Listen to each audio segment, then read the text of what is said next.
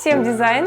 И после такого шумного въезда, мне кажется, у вас не должно остаться сомнений, что я только что приехала из аэропорта, заселилась в этот номер, и первым делом, чтобы не нарушать здесь первозданную красоту и чистоту и не раскладывать свои вещи, я решила записать для вас видео, которое расскажет вам об этом интерьере, потому что он очень хороший.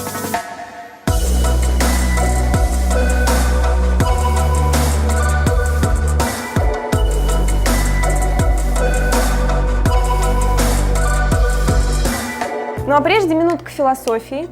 Почему вообще я считаю, что стоит бронировать интересные апартаменты или интересные отели? В первую очередь это, конечно, нужно дизайнерам интерьеров для того, чтобы переживать новый интерьерный опыт.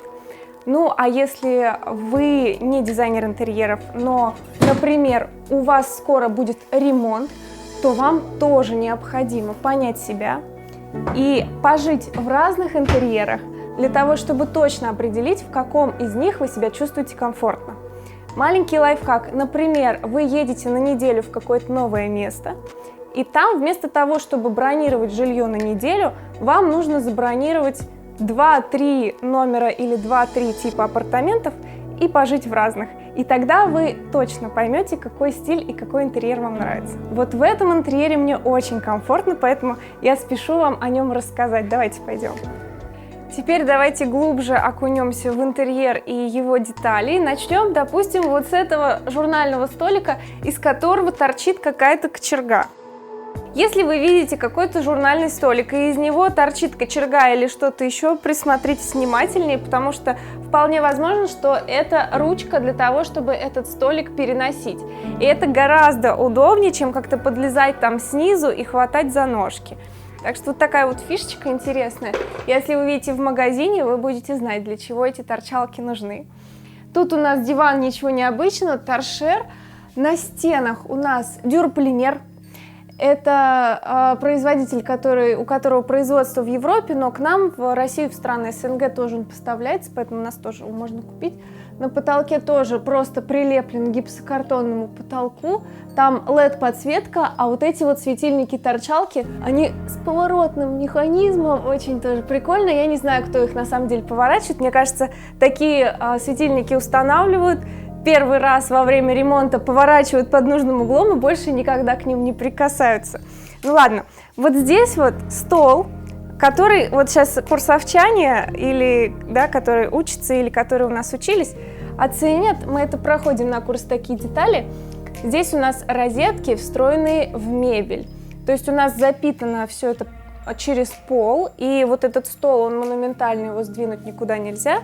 Но здесь у нас очень удобно подключаются розетки. Если нужно поработать с ноутбуком, то не нужно тянуть через проходы вот эти провода, а потом спотыкаться об них. Здесь все можно так аккуратно подвести, подключить и ни обо что не спотыкаться. Посмотрите, какой здесь интересный стульчик. Его можно легко выдвинуть и задвинуть полностью под стол, потому что у него нет спинки. И у такого решения, конечно, есть и плюс, это красиво, и он создает единый монолитный блок со столом, но и минус, это то, что позвоночнику, конечно, хочется опоры, и сидеть на таком стуле долго не очень удобно. Тут у нас зона спальни, кровать, 2 тумбочки и боком расположено окно. С этой кровати у нас прекрасно просматривается входная зона, что дает спящему человеку чувство комфорта, защищенности, расслабленности и контроля над пространством.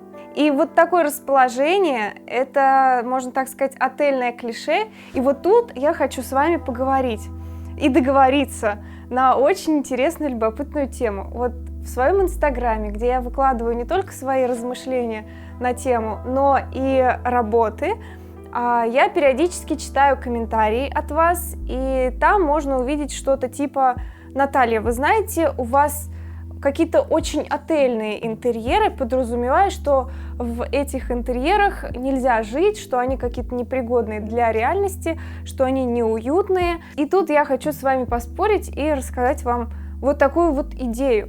Отельные интерьеры. Особенно это касается отелей сетевых, которые уже не первую сотню лет, скажем так, помогают гостям чувствовать себя комфортно в чужих городах. они имеют огромный опыт построения интерьеров, в которых человеку было бы комфортно, расслабленно и где бы он хотел остаться и вновь сюда возвращаться. Поэтому мы просто никак не можем игнорировать опыт этих отелей и вот этих вот клише, которые мы, конечно, должны соблюдать. Плюс отели хотят вам показать своими интерьерами, которые, может быть, немножко фоновые, немножко отстраненные, что как бы гости, вы у нас тут самые главные. Мы вас от отдыха не отвлекаем своими развлечениями и своими какими-то красочными цветами. Мы вам даем спокойствие и комфорт. Вы приехали из аэропорта в спортивном костюме. Вы должны войти в этот интерьер и почувствовать себя комфортно и расслабленно. Вот этой цели они и достигают. Поэтому обязательно анализируйте интерьеры в отелях и обязательно перенимайте лучший их опыт. Давайте дальше занырнем в ванну. Ванны у нас за стеклом, за стеклянными стенами и дверью, и стекло здесь затемненное, плюс здесь еще шторка. В общем, давайте пройдем глубже, посмотрим, что же там интересненького.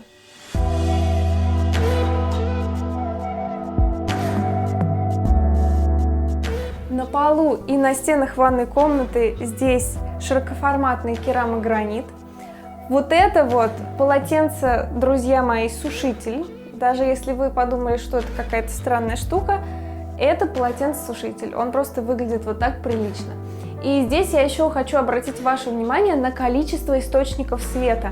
Посмотрите, вот здесь вот светодиодная лента, которая дает над зоной ванны очень мягкий, рассеянный и расслабляющий свет. Кстати, посмотрите, где здесь кран.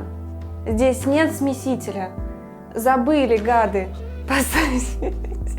Нет, на самом деле все не так просто. Здесь слив-перелив, в котором встроен излив, и он подает воду. Это очень удобно и красиво. Вот видите, ванна наполняется. Над зоной раковины у нас всего 2 светильника, которые освещают вот это место, ну, собственно, они функционального назначения, чтобы вы видели, как вы руки моете и что-то нашли в своей косметике. Тут у нас светодиодная лента, тоже, которая, как и там, тоже дает нам мягкий рассеянный свет. Падает это все на штору. И вот здесь вот у нас еще есть 2 маленькие комнатки. Первая комнатка – это душевая. И тут я хочу обратить ваше внимание, что освещение в этой душевой полностью решено одной LED-лентой. Мы не видим источника света, но мы видим только мягкое рассеянное свечение, которое очень расслабляет. А вторая комнатка – это у нас вот такая вот торжественная унитазная комната. Здесь стоит один унитаз. И точно так же освещение здесь решено с помощью одной LED-ленты. Примерно световая температура этой LED-ленты, как и той, 2500-2800 кельвинов, что ассоциируется у нас подсознательно со светом свечи и на психику, на нашу человеческую, воздействует очень расслабляюще. Поэтому, если вы хотите себя расслаблять с помощью света, запомните эти цифры, они вам пригодятся. И, в общем, здесь получилось такое пространство, которое, мне кажется, мужчинами с удовольствием был преобразован в свой личный персональный кабинетик. Единственное, что не хватает здесь для полного мужского счастья, это розетки в стене, чтобы можно было там восседать бесконечно долго.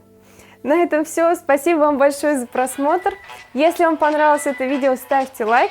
И также, если вы хотите больше таких обзоров, пишите внизу в комментариях. Подписывайтесь на канал, если еще этого не сделали. До новых встреч, всем дизайн!